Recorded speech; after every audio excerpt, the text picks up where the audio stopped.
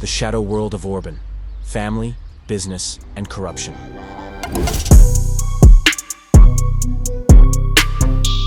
In this investigation, we delve into one of the hottest topics in modern Hungary, corruption, which has its roots at the very top of power.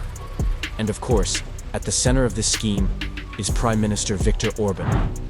It would seem that he promises to fight corruption, but in reality, it is his family and closest associates who are getting richer with public funds, and the country itself is drowning in state tenders, which are won only with the help of political connections. How did Orbán, a fighter for national interests, actually turn Hungary into his private property? Viktor Orbán has been Hungary's prime minister for more than 15 years. During that time, he has earned a reputation as a defender of national interests and a man who speaks out against globalism and the EU's corrupt elites. He has repeatedly criticized Brussels for trying to interfere in Hungarian affairs, and his speeches against transparency and EU reforms have become a real flagship of his political career. But the reality has turned out to be quite different. At first glance, Orbán's 2025 declaration looks modest. He and his wife claim to have only 14,000 euros in their bank account and own just 2 houses. But is that true? Orbán continues to live in a luxurious mini Versailles, an old Austro-Hungarian castle owned by his father, Győző Orbán. The castle was purchased for 15 million euros, and another 30 million euros was spent on its restoration. And so the question is, where did Orbán get all that money? How can the Hungarian prime minister, who only declares his wealth of 14,000 euros, afford such luxury? This is just one of many mysteries in Orbán's financial history. It seems that more and more facts point to possible corruption schemes serving the personal interests of the prime minister and his family. Back in 2010, the prime minister's wife, Anikó Lavishly, declared as many as 38 real estate properties. Among them are a family home in Budapest, 14 plots of land in the city of Szolnok, agricultural land and vineyards, a real kingdom.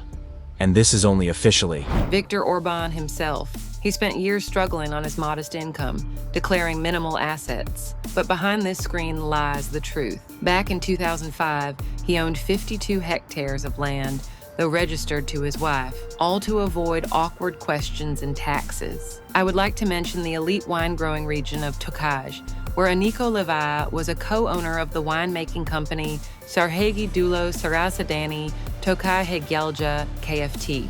And when the scandal surrounding family assets began to gain momentum, the property was quietly transferred to his daughter, Rachel Orbán. In 2023, through a trust company, she purchased 34 hectares of vineyards that previously belonged to her mother.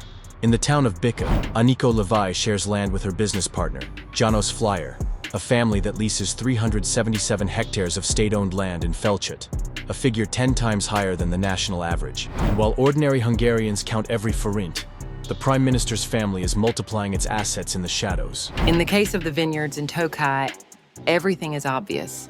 The state's right to priority land acquisition is being abolished, and suddenly the land passes into the hands of the Prime Minister's daughter. Fair competition? Open deal? No. This is a classic example of how state power is used for personal interests. When the law works not for the people but for the ruling family, it is no longer just corruption. This is the transformation of the country into private property. However, an even more worrying point is Orbán's close ties with his son-in-law, István Tiborcs. It is through him that Orbán can direct huge amounts of public funds to his own projects. István Tiborcs is not just the Prime Minister's son-in-law, but also a key figure who controls several large companies that receive state contracts. His company, BDPST Group, and Elios Innovative ZRT, which he heads, have amassed huge fortunes thanks to direct ties to Orbán's government. The Dorothea Hotel in the heart of Budapest is just one of the many projects that his companies are involved in. This luxurious 5-star hotel, part of the international Marriott chain, cost over 300 million euros. And that's not all. Through his company, Tiborcs owns a whole package of historic buildings in the capital, most of which were acquired through fraudulent tenders. State money was used to restore these buildings, which then fell into the private hands of the Orbán family. But it is not only in Budapest that Tiborcs feels his impunity. His elite residence in the Szabadság district, one of the most expensive in Budapest. This is another symbol of how the Orbán family, using state funds, is becoming oligarchs. At a time when most Hungarians are facing problems, the Orbán family is increasing its wealth. And all this at the expense of abuses that are firmly rooted in the political corruption mechanism. Tibor also owns large plots of land, estates and wineries, and these assets are not limited to Hungary. In Spain, in the luxury resort of Marbella, he was seen driving his own Ferrari SF90 Spider, worth about 600,000 euros. Tibor's claims that this car was rented, but the question of the origin of the funds for such expenses remains unanswered. Moreover, there are suggestions that the Orbán family may own luxury real estate in Spain, which was purchased with funds illegally obtained through state tenders. In Romania, Granite Asset Management, owned by Tibor, acquired the Equilibrium 1 office building.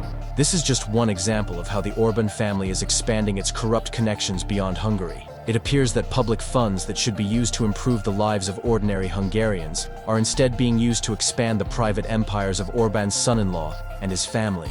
This is corruption at the highest level, when what is at stake is not just political power, but billions in profits obtained through people's poverty.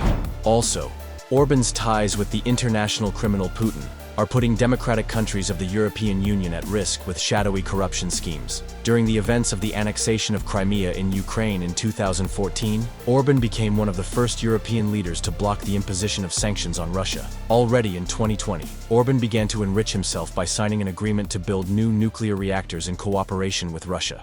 These deals brought him not only political dividends, but also financial ones, thanks to large state contracts with Russian companies such as Rosatom.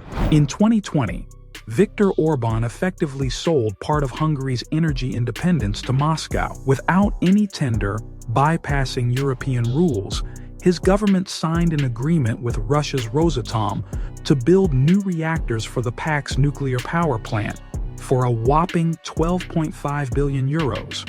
And what's worse, the project was financed through a loan from Russia, driving the country into debt dependence on Putin. Back then, we sounded the alarm and spoke openly about the risks of corruption, about the strengthening of Russian influence in Hungary. But this did not stop Orbán. He chose Moscow over transparency. He chose his own benefit over national interests. And today we see how this destructive policy is costing ordinary Hungarians, as well as those in opposition to him. Orbán's ties to Russia are part of a corruption machine that works for the benefit of private individuals, not for the benefit of the Hungarian people. Hungarian companies linked to Orbán's government have won contracts for the construction and renovation of important facilities, with partial financing coming from Russia. This is a classic example of how public funds are used to enrich individuals rather than to develop the country. Another tool was OTP Bank, the largest commercial bank in Hungary. Despite EU sanctions, in 2024, OTP Bank increased its net profit in the Russian Federation by 40% to $372 million. This looks absurd against the background of the European policy of isolating the Kremlin, but it is quite logical in the context of Orbán's agreements with Moscow. OTP Bank actively serves the Russian military, offering them preferential loans, and also opens accounts for key enterprises of the Russian military-industrial complex. Among the bank's clients are manufacturers of components for drones, pontoon bridges for the army, and even suppliers of isotopes for nuclear weapons, such as Okskaya Shipyard, Volna Plant, ASM Service. Thus, in 2023, the company Danube Agrotech Kft. Was registered in Hungary, which received a payment of 3.2 million euros from the Russian counterparty Technopromexport. Formally, the agreement concerned the supply of veterinary drugs, but under this code, microchips and sensors intended for Russian drones of the Orlan type were actually transferred. In addition, in January 2024, law enforcement officers detained a container with sensors and cables used in the same drones in the port of Constanta in Romania. The military cargo was transported together with pharmaceutical goods, which according to the transport documents belonged to Gideon Richter and Aegis Pharmaceuticals. All this indicates the creation of special financial channels to circumvent sanctions under the guise of pharmaceutical trade, which actually financed the purchase of dual-use equipment for the Russian army. The family receives up to 75% of the net profit from these transactions, which is tens of millions of euros, which are transferred to fictitiously created companies controlled by István Tiborek. Hungarian companies associated with the Orbán family earn incredible amounts of money from these schemes, which are deposited in the offshore accounts of the Orbán family. Orbán's family doesn't just live in luxury. They have built an entire corruption empire, where public funds go to their own projects. Orbán and his inner circle control a vast array of businesses that thrive on government contracts and corruption schemes. Tibor, his son-in-law, has become a major player in these schemes, and Orbán himself demonstrates how to cheat and circumvent the law at the highest level. This is not just corruption. It is a systemic problem that is rooted in the very structure of Hungarian power. Orbán not only continues to enrich his family, but also convinces the world that this is his fight for the national interest, and it seems that this fight continues only to further consolidate his power and control the country. Despite numerous investigations, international sanctions and criticism from the EU, Orbán and his family have escaped punishment. But how much longer will this corrupt reign last? This is a question that we will probably only get an answer to when corruption schemes stop bringing dividends, and the moment comes when law enforcement agencies pay attention to all these actions. Let's also take a closer look at what Viktor Orbán is doing right now. What is his priority in political activity? Instead of improving the financial stability, education, and healthcare in his country, Viktor Orbán is organizing a fictitious referendum to block Ukraine's accession to the EU. EU officials emphasize that such actions undermine the unity of the European Union and contradict the general position of support for Ukraine. Perhaps Prime Minister Orbán should focus on things that will enrich every citizen of Hungary. We continue to monitor the corruption schemes and political activities of Viktor Orbán and his scandalous family.